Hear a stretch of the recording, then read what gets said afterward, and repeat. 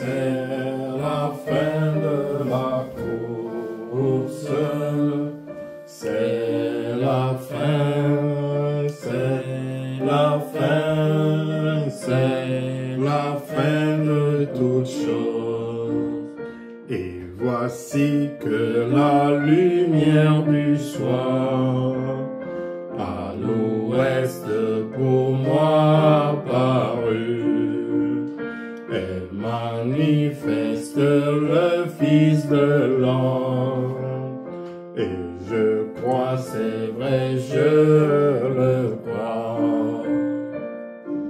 C'est la fin, c'est la fin, c'est la fin de la course. Oh oui, c'est la fin, c'est la fin, c'est la fin de toutes choses. Pèlerin, c'est la fin de la course. Il faut vaincre le monde est parti.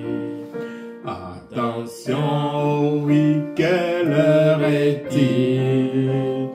Il faut vaincre le monde est parti. Oh, c'est la fin, c'est la fin, c'est la fin de la course. Oh oui, c'est la fin, c'est la fin, c'est la fin de toutes choses. Oh oui, la fin, c'est la fin, c'est la fin de la course. Oh oui, c'est la fin, c'est la fin, c'est la fin de toutes choses.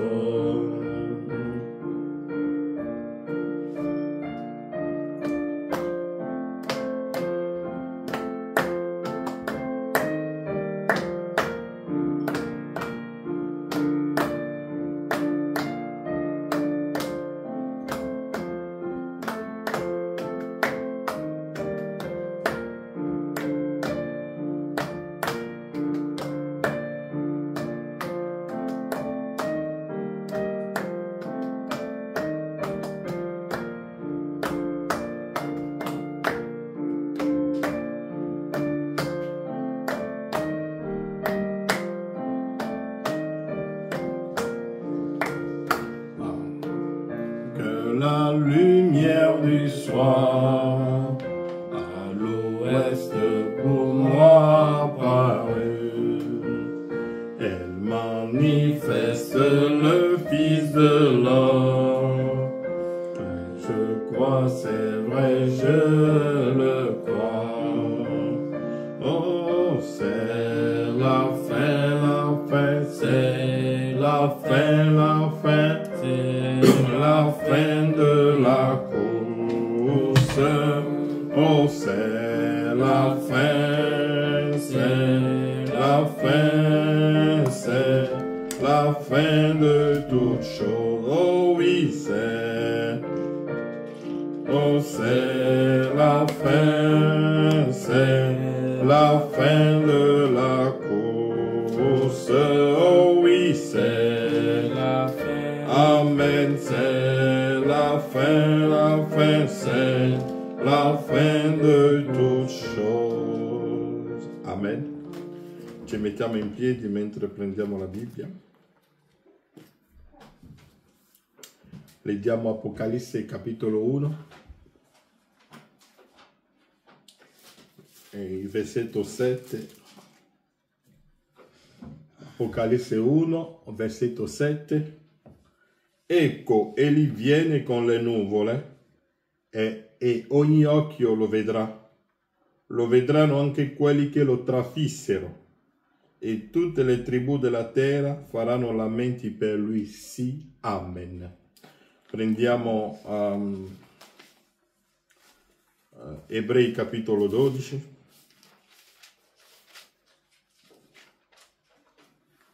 Ebrei 12. versetto 26.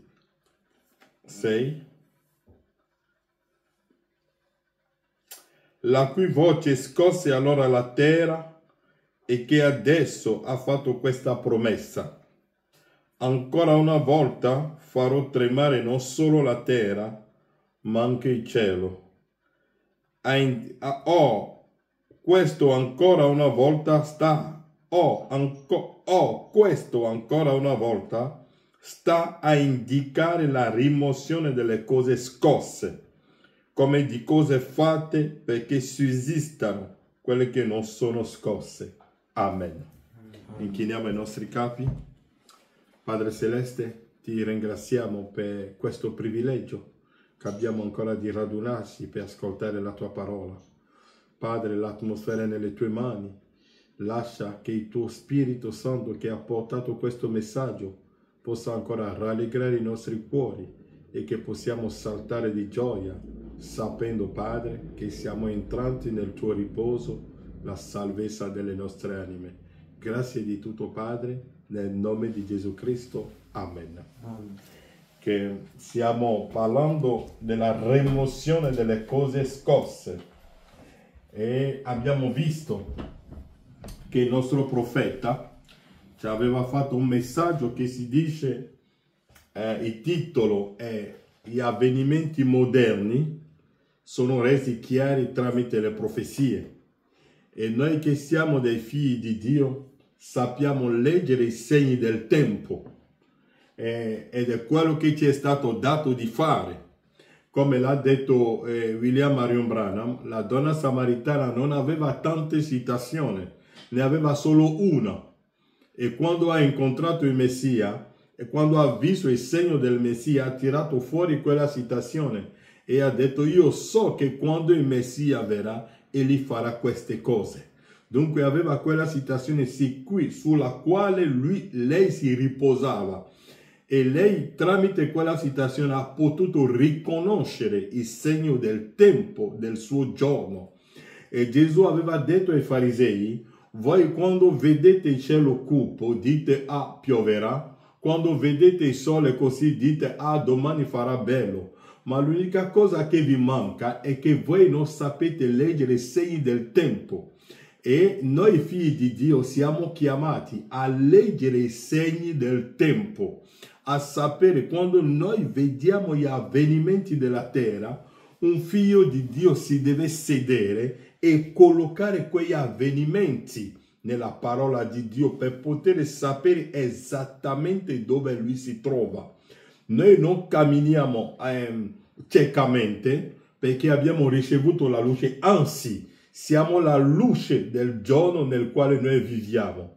Perché quando Gesù parlava della luce, ha detto: io sono la luce e anche voi siete la luce. Dunque la luce è un uomo, in modo che quando voi volete, la scrittura oggi è diventato un uomo. Dunque tramite la vostra vita, tramite le vostre azioni, tramite il modo in cui voi vi comportate, la gente vedrà la stagione in cui noi viviamo. L'altra volta ascoltavo il profeta che parlava: quando voi ascoltate la meteo, se vi dicono che domani piove o stasera nevicherà, Branham dice: andate nelle montagne e seguite il comportamento degli animali. Se vedete che gli animali stanno portando le loro cose fuori, non ascoltate la meteo, perché gli animali sanno di più di quello che vi raccontano alla televisione, perché la natura va di pari passo, perché la legge di Dio è scritta in loro si muovono con l'istinto divino, e ogni figlio di Dio deve avere l'istinto divino nella sua vita, ed è su questo che noi viviamo. È per questo che Branham ha predicato anche: riconoscete il vostro giorno e il suo messaggio. Noi non andiamo ciecamente, ma cerchiamo di poter identificare il tempo nel quale noi viviamo, e bisogna seguire le cose. Gli avvenimenti moderni sono resi chiari tramite la profezia.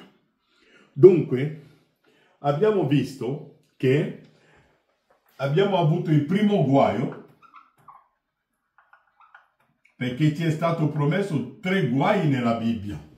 E abbiamo visto che il primo guaio, William Branham ci ha detto che è la prima guerra mondiale. L'abbiamo identificato nella storia. E abbiamo visto che la prima guerra mondiale, sotto la quinta tromba, l'inferno fu aperto. E quando l'inferno fu aperto, abbiamo letto nel libro d'Apocalisse capitolo 9, che quando è stato aperto l'inferno, allora abbiamo visto che c'è stato un fumo che ha coperto il sole. E sappiamo che il sole è Cristo. Dunque Cristo fu rigettato. Cristo fu buttato fuori dalle chiese. E che cosa ha preso il sopravvento? E sappiamo che il fumo che è uscito dall'inferno non è nient'altro che l'insegnamento di Lucifero. E sappiamo che Lucifero, quando la Bibbia dice che la battaglia iniziò nel cielo, perché il peccato non è iniziato sulla terra, il peccato è iniziato in cielo. E il peccato è iniziato in cielo non è che là c'erano, come si chiama, i bar o gli striptease, tutte quelle cose qua. Ma è stato che Lucifero è andato contro il programma, il pensiero. Lucifero aveva rigettato la parola. E quando Lucifero è venuto sulla terra, ha presentato il suo programma. E quando Lucifero è venuto nel giardino dell'Eden e che voleva presentare il suo programma a Eva, non è che lui ha detto che Dio non esiste.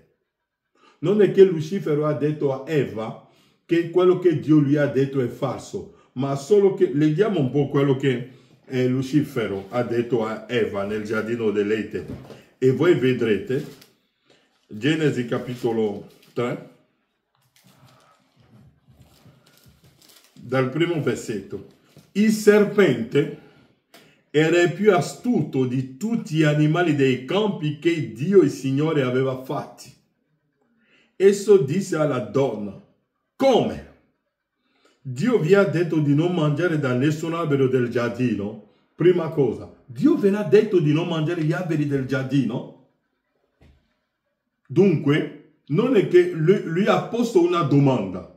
Dio ha detto di no, lui ha messo un punto interrogativo. Allora la donna gli ha detto, la donna rispose al serpente: del frutto degli alberi del giardino ne possiamo mangiare, ma del frutto dell'albero che è in mezzo al giardino, Dio ha detto: non ne mangiate, non lo toccate, altrimenti morirete.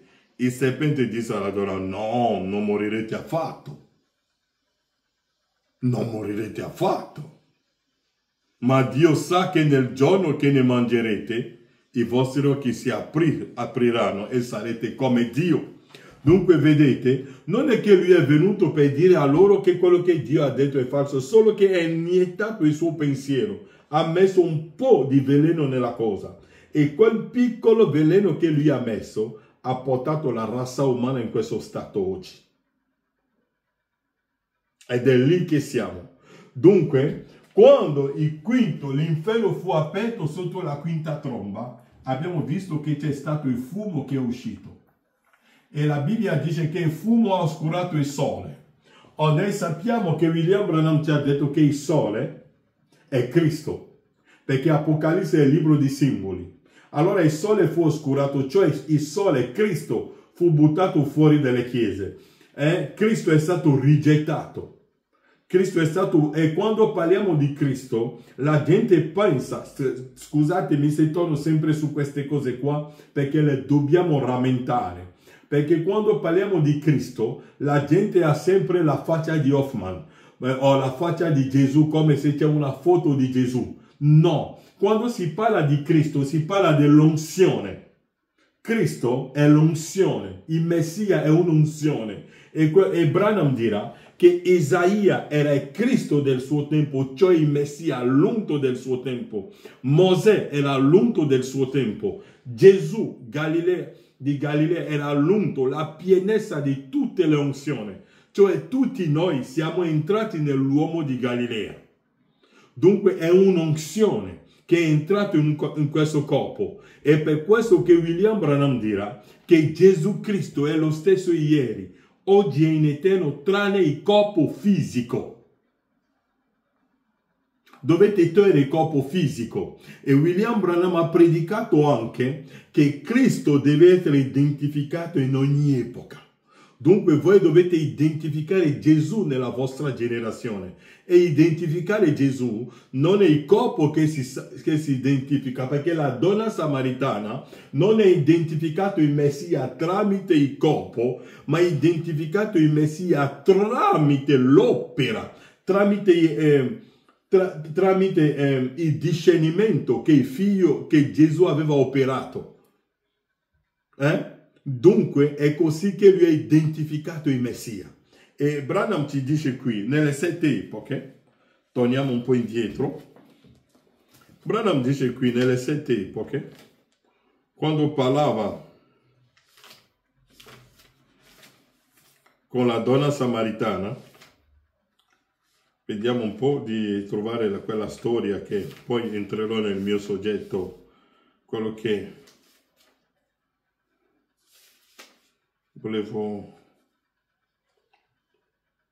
voglio toccare oggi.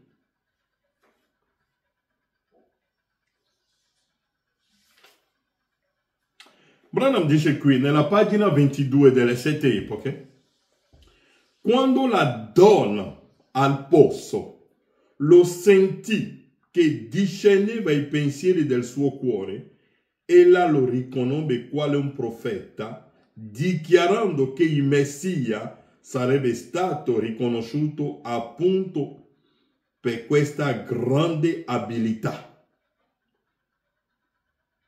Quando la donna al posto lo sentì che discerneva i pensieri del cuore, quando la donna al posto ha sentito, ha visto Gesù discernere i pensieri del suo cuore, ha riconosciuto che era il Messia. Non ha riconosciuto il Messia tramite il modo in cui Gesù era vestito, ma l'ha riconosciuto perché Gesù ha fatto qualcosa. E la donna che cosa lui ha detto? Ha detto, io so che quando il Messia verrà, egli farà questo. E se il Messia è stato riconosciuto ieri tramite quello, oggi il Messia deve essere riconosciuto allo stesso modo. Noi non riconosciamo il Messia tramite un corpo fisico, ma noi riconosciamo il Messia tramite il segno che lui manifesta. È per questo che molti oggi sono entrati in confusione. La donna al posto, quando lo sentì che discerneva i pensieri del suo cuore, ella lo riconobbe quale un profeta, dichiarando che il Messia sarebbe stato riconosciuto appunto per questa grande abilità. Dunque, il Messia non è riconosciuto tramite il corpo fisico, ma il Messia è riconosciuto tramite il dono del discernimento. Filippo l'ha riconosciuto così, Natanaele l'ha riconosciuto così, la donna samaritana l'ha riconosciuto così, Pietro l'ha riconosciuto così e l'hanno chiamato il Messia e l'hanno seguito. Ma egli ha detto, io me ne vado, il mondo non mi vedrà più, ma voi mi vedrete. Allora il mondo non lo vedrà, cioè la Chiesa non lo vedrà, perché il mondo, il cosmos, e Branham ha interpretato che cosa significa il mondo. Il sistema chiesiastico non lo riconoscerà, ma voi che venite dalla presenza del Padre, voi mi riconoscerete, voi mi vedrete. Dunque abbiamo visto che quando l'inferno fu aperto, il sole fu oscurato e Cristo è stato oscurato. Cioè il Messia, e Branham dirà, quando voi mi avete buttato fuori dalle vostre chiese, è Cristo che avete rigettato. Quando Paolo perseguitava i figli di Dio all'epoca, quando ha visto la colonna di fuoco gli ha detto, Paolo, perché mi stai perseguitando? E Paolo dirà, chi sei? Ma Paolo aveva ucciso Stefano, Paolo aveva ucciso un altro, non ha visto Gesù di Galilea. E per questo che Paolo dirà più tardi, noi non conosciamo Gesù secondo la carne. E per questo che la nostra predicazione non è basata sull'uomo di Kentucky nella carne, ma è basato sullo spirito. Perché quando Elia aveva incontrato Elisea, quando è stato chiesto a Eliseo, che cosa vuoi che io ti dia? Eliseo che cosa lui ha detto? Voglio la doppia porzione del tuo spirito. Ha detto, voglio la doppia porzione. Elia, io voglio la doppia porzione del tuo spirito. E donc Eliseo stava dicendo, voglio la doppia porzione dello spirito di Geova, perché Eliseo ha considerato che l'uomo, il calvo che stava davanti a lui era Geova stesso. Dunque, quello che uccide oggi, noi viviamo in una fiction di 2000 anni fa, ma noi dobbiamo venire oggi per identificare Gesù nella nostra generazione. E per questo che io vi ho fatto leggere sempre, lo leggeremo ora, il libro di Tessalonicesi, dove Paolo diceva che quando egli verrà in quel giorno, egli sarà riconosciuto tramite i suoi santi e tramite i suoi figli, non tramite una fiction. Dunque, l'inferno, il fumo che è uscito, ha buttato Cristo fuori. Poi, il fumo ha prodotto le locuste, gli scorpioni, il fumo che è uscito dall'inferno ha prodotto le locuste, ha prodotto le scorpioni, e abbiamo visto che quando siamo andati a cercare che cosa sono le scorpioni, perché Branham ci ha dato un consiglio. Se voi volete capire che cosa dice il libro d'Apocalisse, bisogna leggere gli altri profeti, perché l'interpretazione di tutti quei simboli sono nella Bibbia. E quando noi volevamo capire che cosa sono i scorpioni, siamo andati a leggere il libro di Ezechiele e abbiamo visto che è stato detto al nostro fratello Ezechiele, tu sei seduto in mezzo ai scorpioni. E quando siamo andati a vedere, abbiamo preso la macchina del tempo e siamo andati al giorno di Ezechiele, abbiamo visto che Ezechiele era seduto in mezzo a dei fratelli che leggono la legge di Mosè, che portano l'agnello al tempio, che sono degli adoratori di Geova, che riempiono tutto quello che Mosè ha scritto nella legge, ma Dio li ha chiamati scorpioni.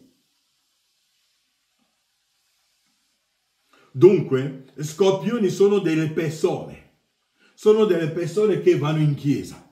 E quando abbiamo parlato della cenere, abbiamo visto che la cenere, William Branham ci ha detto che la cenere sono sempre dei fratelli che vanno in chiesa, che sono cristiani, che leggono la Bibbia. Dunque, tutti quei simboli, dunque il fumo che è uscito nella quinta tromba dell'inferno, quel fumo ha prodotto gli scorpioni, ha prodotto le locuste. E quelle locuste, le scorpioni sono là per pungere, per fare male. E abbiamo visto che le scorpioni, Branham ci ha detto che le abbiamo sulla strada e le abbiamo anche sulle panche di chiesa. E per questo che vi dicevo l'altra volta, che William Branham ci ha anche dato un consiglio. Se voi volete evitare la grande tribolazione, voi dovete scavare la parola di Dio. Perché se voi non scavate profondamente, voi sarete seduti nelle panche di chiesa, vivendo la grande tribolazione, tramite la mente di un predicatore che non sa dirvi in quale tempo voi state vivendo. Perché oggi sento tanti predicatori che dicono: ho sentito Putin ha detto, ho sentito questo ha detto, preparatevi per il rapimento. Non siamo più nella stagione del rapimento, no. Abbiamo già passato la stagione del rapimento, perché Salomone ci ha detto c'è un tempo per ogni cosa. C'è un tempo per arare, c'è un tempo per seminare, c'è un tempo per raccogliere, c'è un tempo per abbracciare, c'è un tempo per amare, c'è un tempo per ogni cosa, c'è una stagione per ogni cosa. La stagione del rapimento è la stagione di Elia, è Malachia 4. E Branham ci ha detto, mentre Branham era sulla terra, William Branham ci ha detto che Malachia 4 è già una storia. E il rapimento è adempiuto mentre William Branham è sulla terra.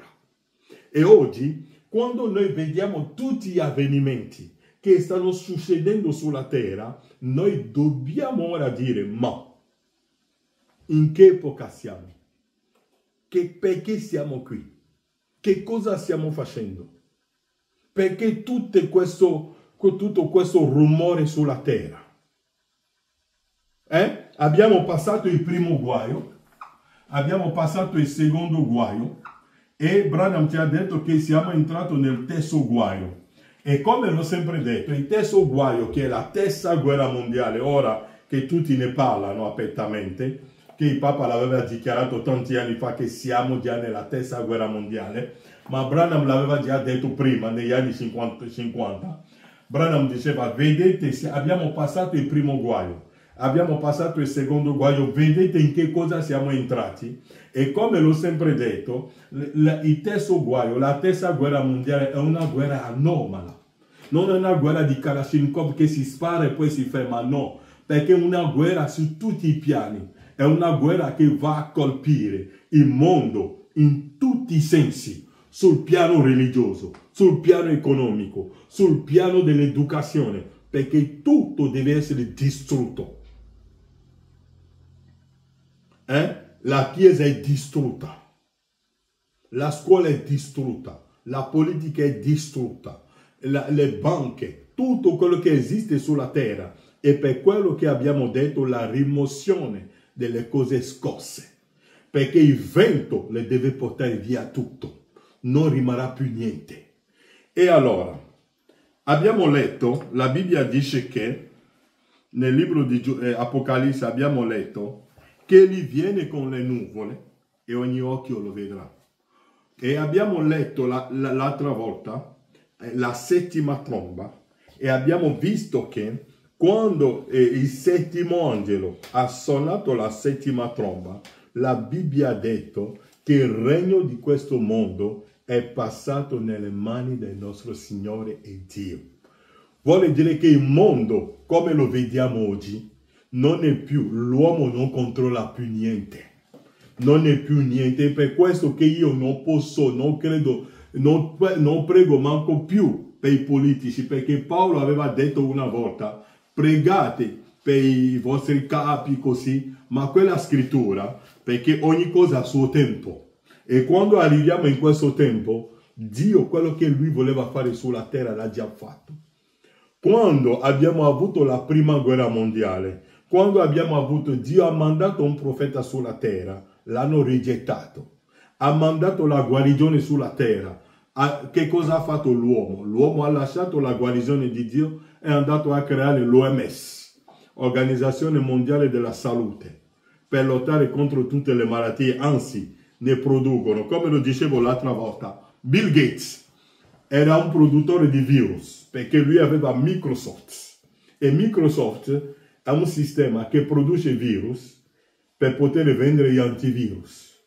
Loro stessi producono i virus che vi mandano nei computer e poi vi propongono allo stesso modo gli antivirus. Bill Gates ha lasciato solo quello che faceva nel suo per avere soldi là. Ora è entrato nell'Organizzazione Mondiale della Salute, produce i virus e poi vi dice che c'è il vaccino contro i virus.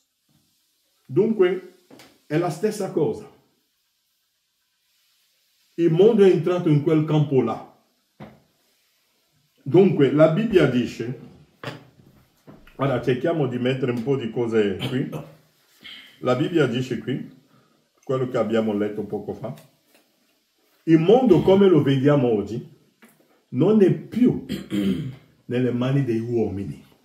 Tutto quello che sta succedendo sulla terra oggi, l'uomo non può più controllare niente. La pagina 34 delle 7 epoche. Ecco, egli viene con le nuvole e ogni occhio lo vedrà, anche quelli che le hanno trafitto.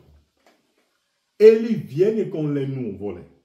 Quando egli viene con le nuvole, ogni occhio lo vedrà. Ma nella venuta del rapimento, ogni occhio non lo vede. È una venuta segreta. Ma nella venuta con le nuvole ogni occhio lo vedrà. È lì che dovete notare. La venuta del rapimento è una venuta segreta. Ma quando egli viene con le nuvole, così, ogni occhio lo vedrà. Questo non è più il rapimento, ogni occhio. Anche quelli là che l'hanno trafitto lo vedranno. Ma quando egli è venuto per il rapimento, ogni occhio non lo vede. Perché egli non viene per rapire carne e sangue, ma egli viene per rapire la nuvola, perché noi siamo la nuvola.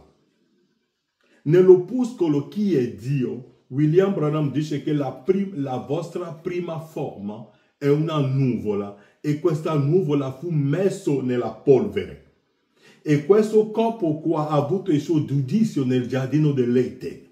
Dio l'aveva condannato, Dio gli ha detto sei polvere e tu ritornerai polvere. Ma quella condanna non fu messa sull'anima, che è la nuvola. È quello che Dio viene per rapire. Perché quando la Bibbia dice che egli viene con le nuvole, la Bibbia non ha detto che egli viene con la nuvola. La Bibbia dice, è per questo che Branham ha detto che voi dovete prendere bene i termini che sono scritti nella Bibbia. La Bibbia dice, egli viene con le nuvole. Dunque al plurale. Perché si dice una nuvola, una nuvola. Questo è singolare. Una. Ma quando si dice le nuvole, vuole dire il plurale. Dunque sono tanti. È chiaro? Dunque non è solo egli viene con le nuvole, con.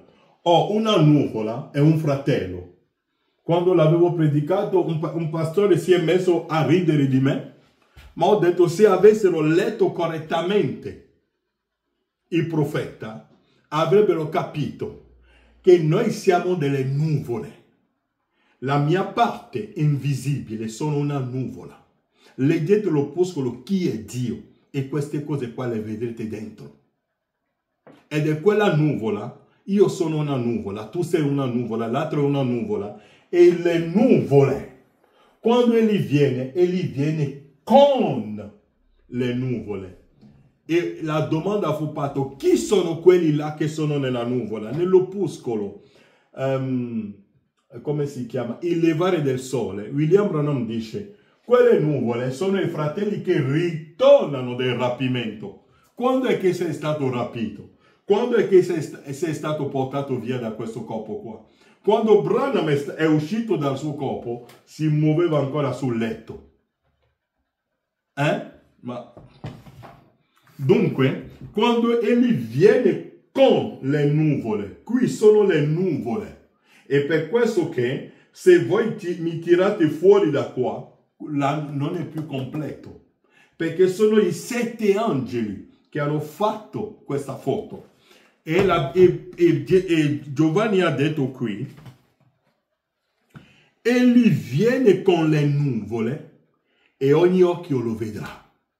Quando egli viene con le nuvole, ogni occhio lo vedrà. Anche quelli che le hanno trafitto. E tutte le tribù della terra faranno cordoglio per lui. Amen. Quando egli viene con le nuvole, ogni occhio lo vedrà. E Branham ha detto, voi che avete visto la foto, siete sicuri che l'avete visto. E per questo che la foto fu presa. Affinché ogni occhio lo vede. C'è chi lo critica, c'è chi ride di lui. Anche quelli là che le hanno trafitto. Quando dicono quelli là che le hanno trafitto, che l'hanno massacrato, la gente pensa a Caiafa. Caiafa ha già avuto la sua parte. Ma quelli là che l'hanno trafitto oggi, ora Branham ci interpreta quella scrittura. Quando egli viene con le nuvole, Branham dirà, che cosa significa, fratello Branham? Egli sta per venire. Egli viene nelle nuvole, nuvole di gloria, come quando egli fu visto sul monte della trasfigurazione e le sue vesti divennero sfolgoranti mentre la potenza di Dio lo avvolgeva e ogni occhio lo vedrà. Questo significa che non è rapimento. Quando egli viene così, nelle nuvole così, non è rapimento, no. Questo è dopo il rapimento. Quando voi vedete questo così, è per questo che bisogna leggere i segni del tempo. Questo ogni occhio lo vedrà. Questo significa che questo non è rapimento, poiché questo avverrà quando egli viene per prendere il suo giusto posto quale sovrano mondiale. Quando lo vedete che viene con le nuvole, è quando egli viene per prendere il suo giusto posto come il sovrano mondiale. Dunque gli avvenimenti moderni, dunque quando noi abbiamo visto la nuvola e che egli è venuto con le nuvole, non è per venire a rapire, non è per venire ma è per venire ha preso il controllo del mondo. È per questo che il mondo è paralizzato. E Dio ha sempre detto che quando Mosè ha ricevuto la commissione e che ha messo i suoi piedi in Egitto, automaticamente il faraone e tutto il suo gabinetto sono stati paralizzati. La loro mente non riflettevano più. Leggiamo un po' qualcosa qui per farvi vedere che le stesse cose che stiamo vivendo oggi, perché Mosè all'epoca era la presenza di Dio. Era Dio che prendeva il controllo dell'Egitto.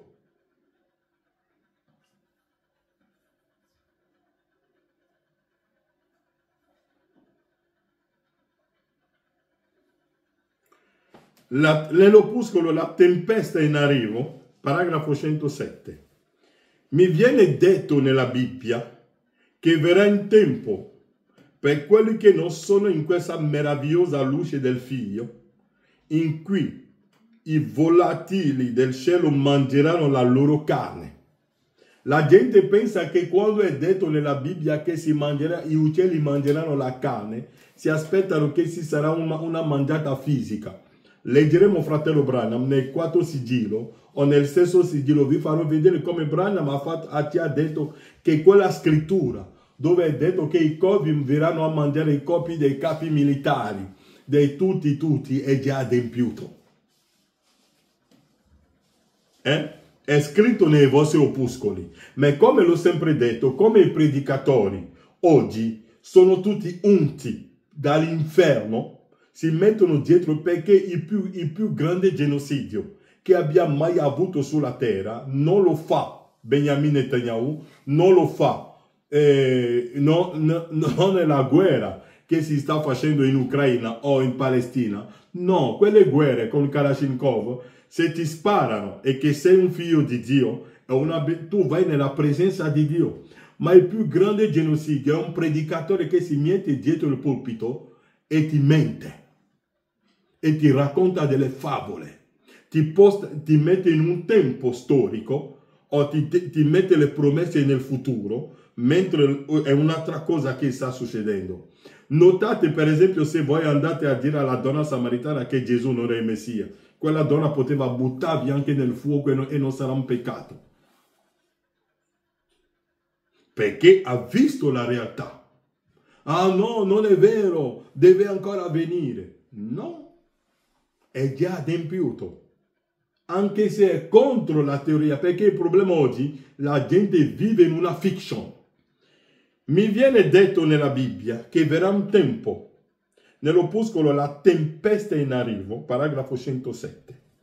Mi viene detto nella Bibbia che verrà un tempo per quelli che non sono in questa meravigliosa luce del Figlio, in cui i volatili del cielo mangeranno la loro carne, che malattie sono in arrivo, che i dottori non saranno mai in grado di fermare.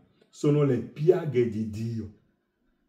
Quando Bill Gates entra nei laboratori per fabbricare le malattie, quando gli scienziati entrano nei laboratori per fabbricare le malattie, stanno adempiendo la parola di Dio.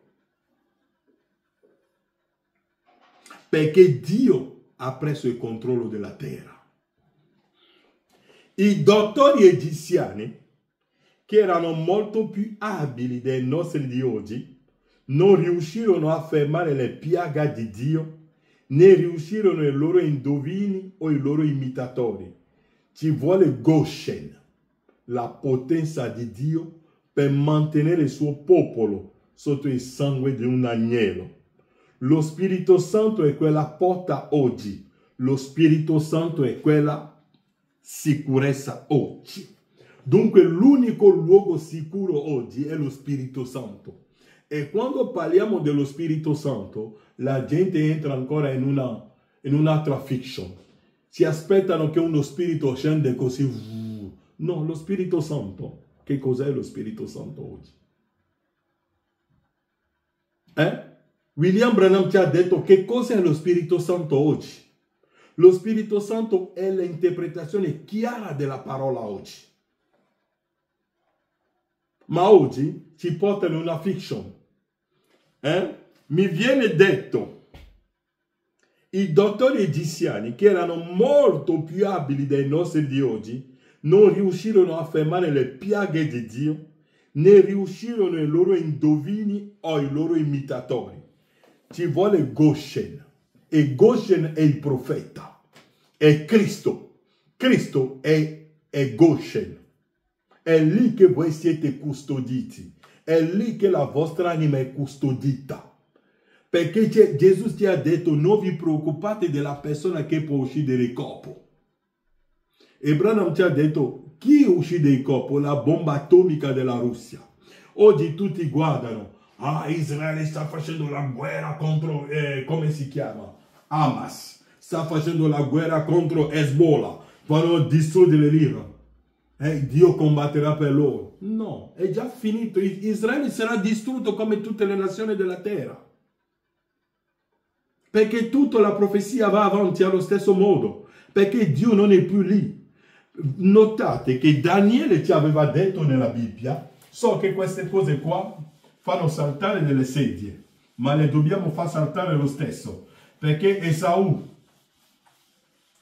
e Giacobbe hanno iniziato a combattere mentre erano ancora nel grembo della mamma. Non hanno iniziato a combattere fuori, no. Già dentro c'è la battaglia. E quando sono usciti la battaglia è andata avanti lo stesso. Dunque è per questo che quando siamo lì, fratelli, siamo nello stesso messaggio. Dobbiamo amarci l'un l'altro. No, Esaù e Giacobbe erano nel grembo già di Rebecca, si davano pugni dentro, combattevano già dentro. Già dentro, c'è la battaglia già dentro nella chiesa. E oggi mi volete far ingoiare delle cose false per dirmi che siamo fratelli e sorelle. Allora dovete ritornare nel grembo per dire a Esaù e Giacobbe di stare fermo. Perché è una guerra. William Branham dice qui, prima di dire quello che voglio dire, nell'opuscolo.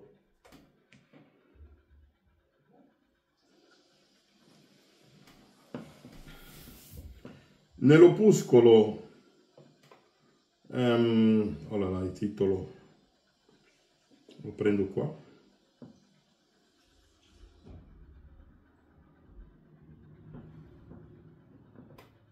Il dolore di parto.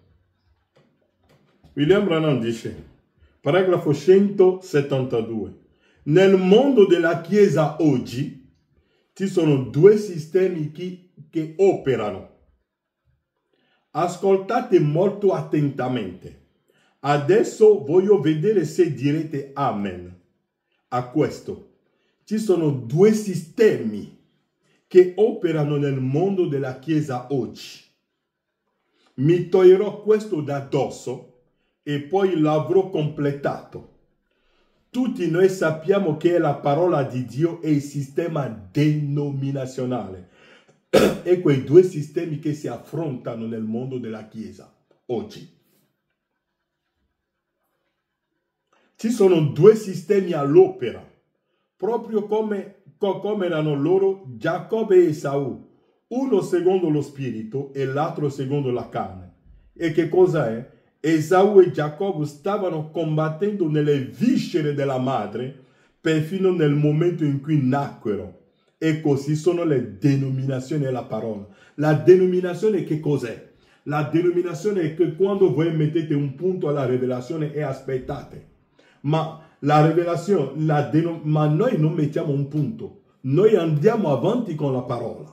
Sappiamo che abbiamo passato il tempo di Malachia 4. Oggi siamo nel tempo in cui il vento deve soffiare via. E per questo se un fratello vi dice, fratelli, sapete il rapimento, dimenticatelo, mettetelo, ditelo fratello, fai la tua strada, vai avanti. Perché non siamo più nella stagione del rapimento, non siamo più nella stagione del millennio, ma siamo a Gog e Magog. Perché ricordatevi, quando Daniele era a Babilonia e che ha pregato per conoscere il futuro di Israele, lui è stato detto che 70 settimane sono stato posto sul tuo popolo. E quando l'abbiamo predicato, abbiamo visto che nella prima Israele, dall'uscita di Babilonia fino alla croce del Calvario, qui Gesù Cristo, l'uomo di Galilea, è stato crocifisso, Israele aveva consumato 69 settimane e mezzo. E dopo Dio ha introdotto le 7 epoche della Chiesa. Tutte queste cose qua che vendono, che non scrivono manco più. Dio ha introdotto le 7 epoche della Chiesa. Poi dopo la fine delle epoche, Dio deve adempiere 3 anni e mezzo che sono rimasti per Israele. E questi 3 anni e mezzo Dio li ha adempiuti per chiamare 144.000 mentre William Branham era sulla terra. È Branham che ha chiamato i 144.000.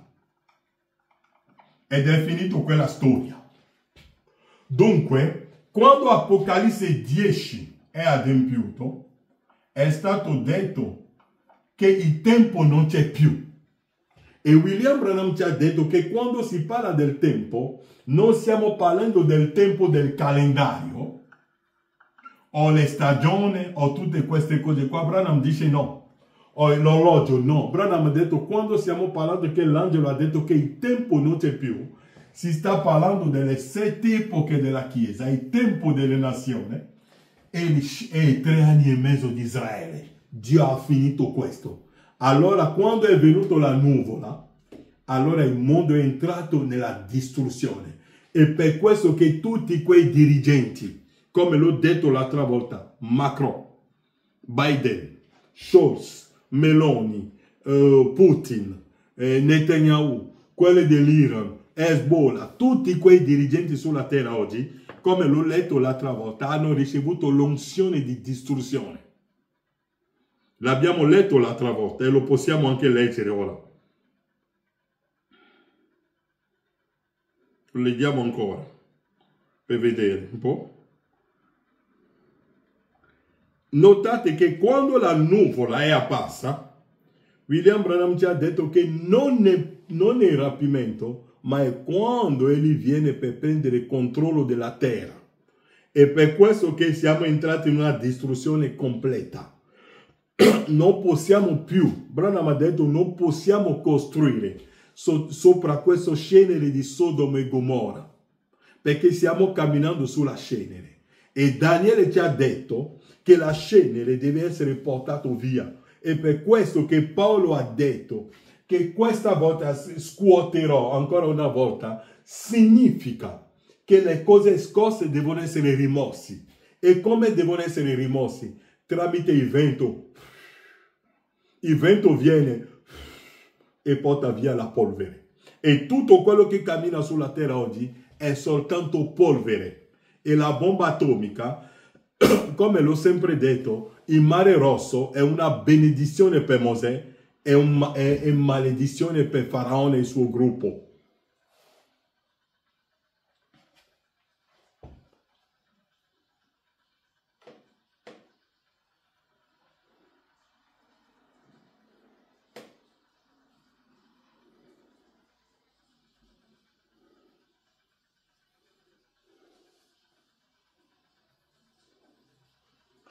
Nell'opuscolo chi è Dio?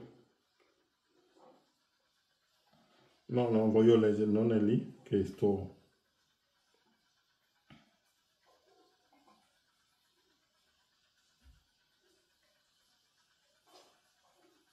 Nell'opuscolo sentinella.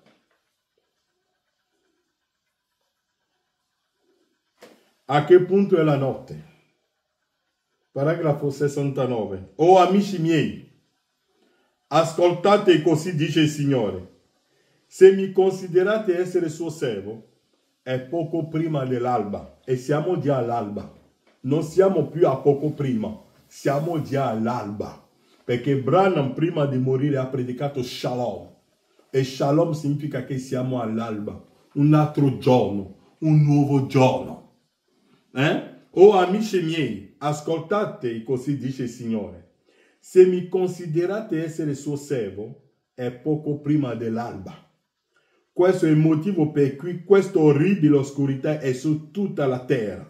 È appena prima della venuta del Signore Gesù. Non è rimasta speranza in niente, sono la sua venuta. Nazioni sono contro nazioni. Essi sono comportati da sciocchi nel laboratorio di Dio, al punto che hanno il potere di farsi saltare l'uno con l'altro in ceneri atomiche. E sono malvagi, e sono profani, e non sono come Cristo. E l'unico motivo che hanno e l'obiettivo è distruggere.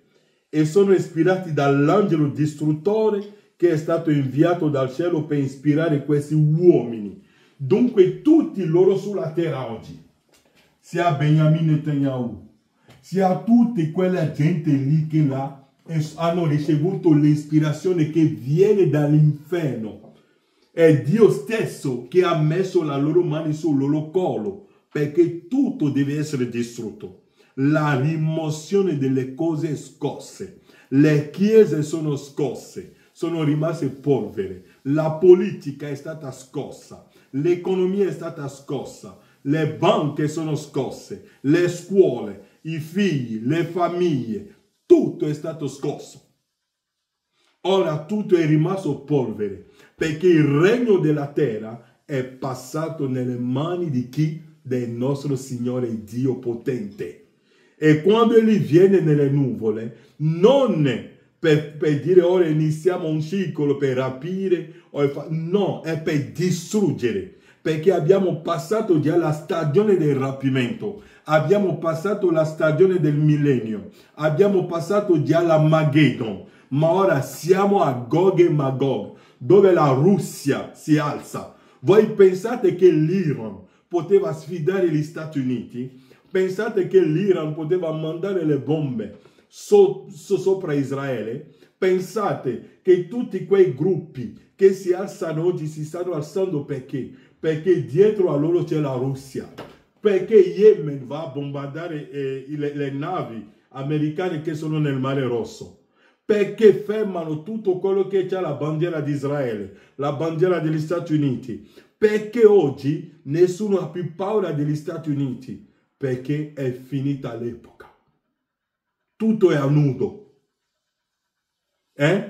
Tutte le piccole nazioni oggi si alzano. Come mai la Corea del Nord non ha più paura degli Stati Uniti? Come mai? Tutti. Perché dietro c'è la Russia. E la Russia, lo sappiamo, che è un'arma potente nelle mani di Dio per mantenere tutto fermo. E Branham ci ha detto nell'opuscolo Dio è incompreso che la Russia è Gog e Magog. E vi ho detto che quando vedete la Russia, Branham ha detto nell'opuscolo l'angelo del Signore, quando vedete la Russia che scende nel Medio Oriente, sapete che siamo a Gog e Magog, siamo alla fine della storia della terra. E per questo, fratello Giuliano, che Branham ha detto, non scrivete più la storia, perché non ci sarà nessuno per leggere. L'economia è distrutta. E lo sanno e vanno avanti. I virus lo producono loro nei laboratori. E vi ho detto che Bill Gates, nel materiale, quando faceva Microsoft Computer, produce virus e vende gli antivirus. È entrato nell'OMS per fare la stessa cosa. La politica è marcia. E come l'ho sempre detto, anche se Branham stesso ritorna sulla terra oggi e parla, nessuno crederebbe neanche lui. Perché diranno no, ma non è vero. Dunque siamo arrivati a questo punto. Dunque quando è venuto la nuvola, l'uomo con i capelli bianchi, non è che è venuto per fare piacere alla terra, ma è venuto affinché la terra sia distrutta e niente lo fermerà. E Branham dice qui,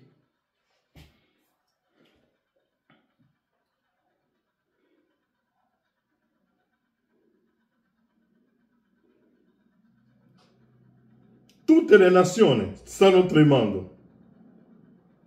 Tutte.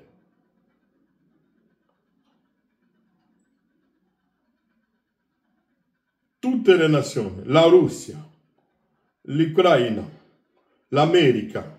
Non pensate che non hanno paura. Hanno tutti paura.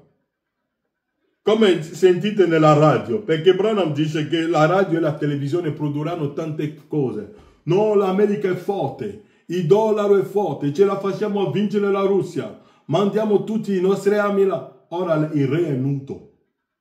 Seguivo un'emissione l'altro giorno, hanno detto che l'America è nudo. Perché parlano, ma sotto sotto è un gigante che non ha niente.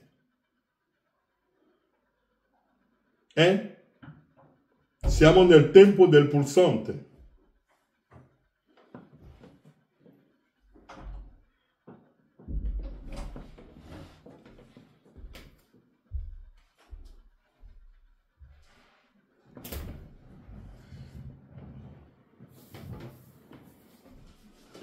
Oh, facciamo questo.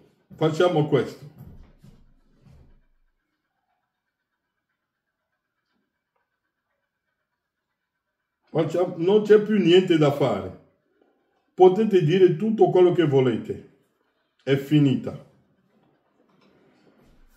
Nell'opuscolo vita eterna è come riceverla. Paragrafo 118. Branham, leggiamo, paragrafo 116.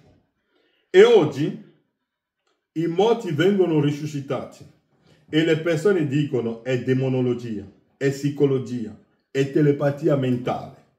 La persona non era morta per prima cosa. Vedete la differenza? È la nostra indifferenza verso Dio che ha determinato ciò che stiamo ricevendo oggi. Riceveremo giudizio divino. Il mondo intero sta tremando proprio ora sotto l'impatto dei giudizi che avanzano lentamente. I giudizi avanzano lentamente, entrano dappertutto, nelle chiese, tanto il sistema ecclesiastico è fallito. I pastori possono gridare 1000 volte dietro il pulpito, non cambierà niente. Ve lo dico io, non cambierà niente. Uno dei ministri probabilmente lo riprenderà tra qualche minuto sui giudizi in arrivo e spero che lo facciano ugualmente sui giudizi in arrivo. Il tempo della grazia è passato. Là dove siamo oggi, siamo nel tempo della distruzione completa. Perché tutto il mondo è pronto, sta tremando. Ogni nazione sta tremando. Mentre l'Iran stava mandando le bombe sopra Israele, che non vi hanno detto esattamente quello che ha colpito, perché non lo vogliono dire, stanno mentendo alla radio. Il primo ministro della Russia era in Iran Era proprio lì quando i missili sono partiti. E Putin ha telefonato a Netanyahu di stare attento. Ma questi non ve lo dicono. Perché hanno paura. Hanno tutti paura. Perché la Russia si è alzata. E Branham mi ha detto che quando io vedo il re del nord sono a Gog e Magog. E Gog e Magog è dopo il millennio. E il millennio che vi hanno predicato non è il millennio di 1000 anni. Perché quando Pietro ha detto nella Bibbia 1000, un giorno è come 1000 anni, Branham ha detto è come, non è neanche 1000 anni. Non è, perché Branham ci dirà che il millennio è Cristo. Non è un giorno quantificabile, no.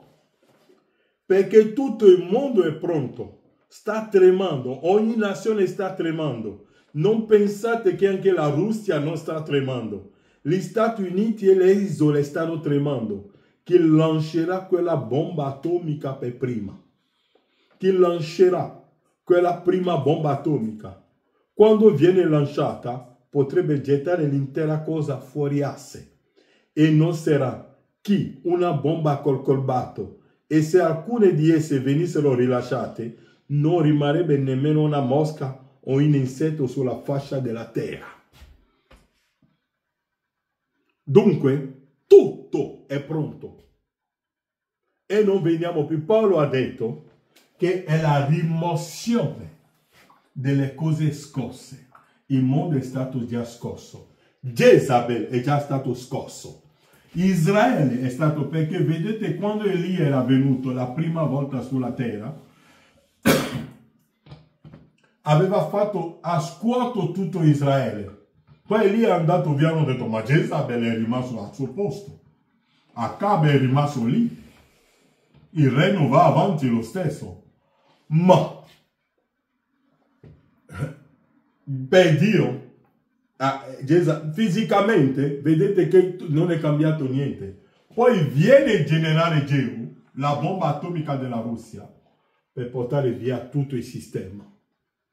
La rimozione delle cose scosse, e quando il vento porta via tutto, viene a sedersi il regno, il quinto regno, che Daniele aveva visto, i figli di Dio che prenderanno il controllo di tutta la terra. Un nuovo popolo, una nuova economia, un nuovo governo, un nuovo modo di predicare la parola. Che Dio vi benedica.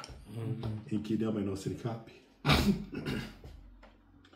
Padre, ti ringraziamo per la tua parola che tu ci hai donato oggi, Padre.